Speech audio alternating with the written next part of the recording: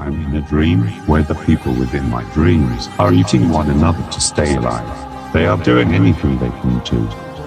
Things that were so meaningful to persons have become worthless in pursuit of a simple glass of clean water. The once prideful society reduced to tribes of nomads and bandits doing whatever they can to just survive. It feels an immense heat burning me with no shelter to hide from it, perhaps a reminder to us all of the errors of our ways. I wake.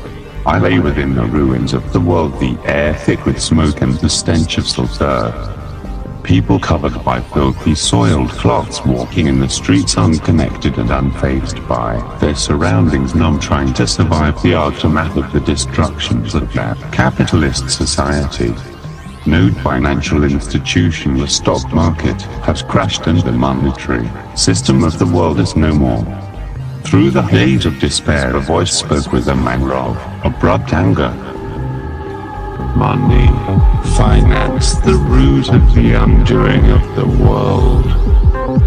God spoke to Adam and Eve about eating of the tree of knowledge and wishing to be godlike.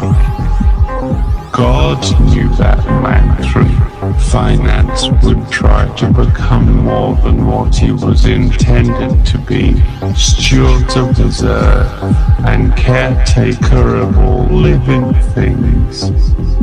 Man has become nothing more than a virus or parasite.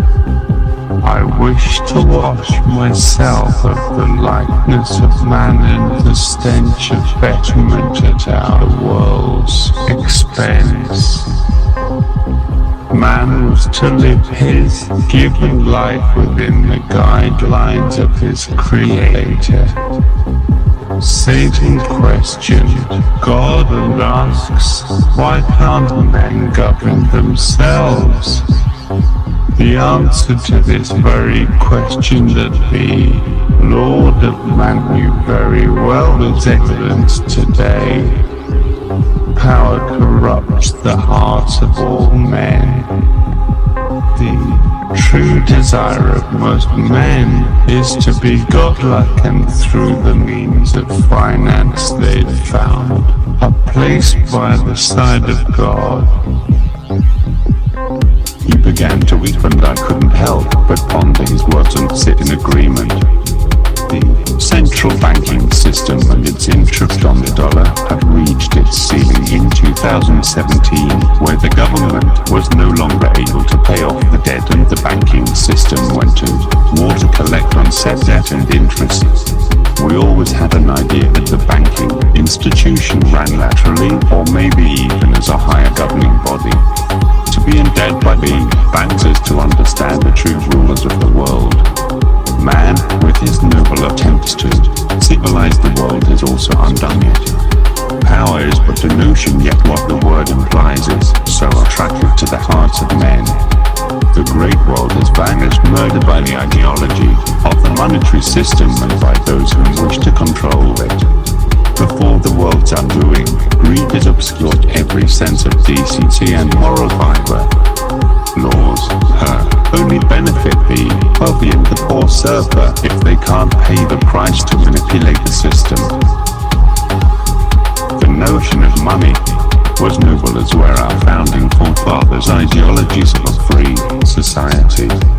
To purchase food, to educate, to better yourself always seemed to mean you would have to purchase your ideology of a better life. To buy into the system was understood you would succeed, however, it wasn't meant for all to succeed.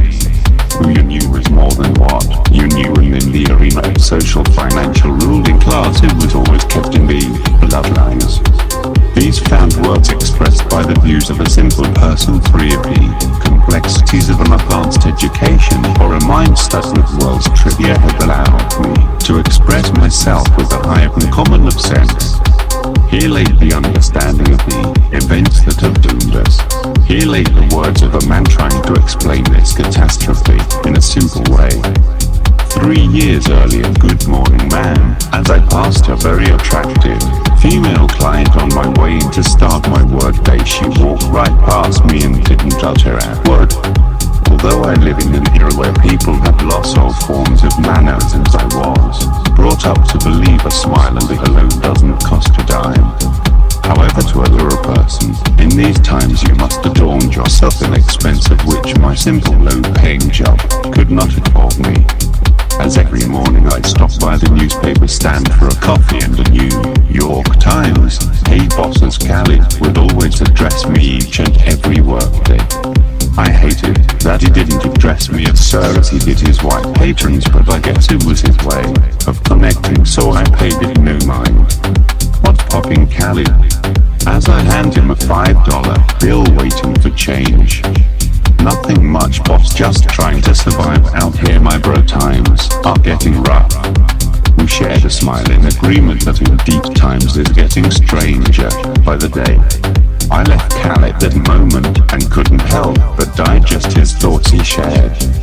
Even more so while reading the paper as I walked along Fifth Avenue and scanning the captions. "Mother decapitates her child, government sex scandal, shooting kills 21 people at school, George Bush dies, central bank refused to loan to government." Whoa, I thought, for the central banking system and the government have been at us for some time now.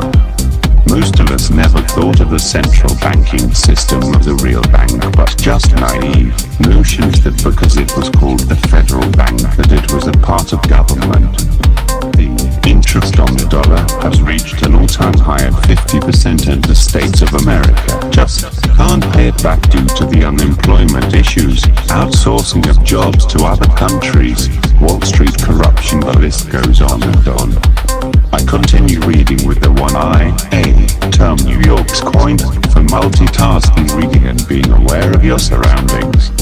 The steam from underground coach, the crisp December morning, the sound of people briskly walking to start their day is all too familiar and quite routine. As I head to the subway, I couldn't help but to liking as to cattle being rustled to feet.